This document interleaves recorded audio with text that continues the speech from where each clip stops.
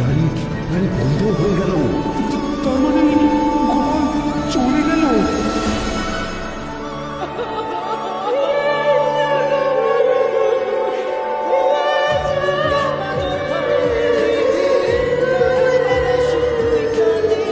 ভালোই হলো বলো, গোপাল বেটা উঠতে আমাদের সুবিধা করি, অসুবিধা হবে না, কি বলো? তা যা বলেছেন, মোটাটার বড় চ্যাটাং চ্যাটাং কথা ছিল।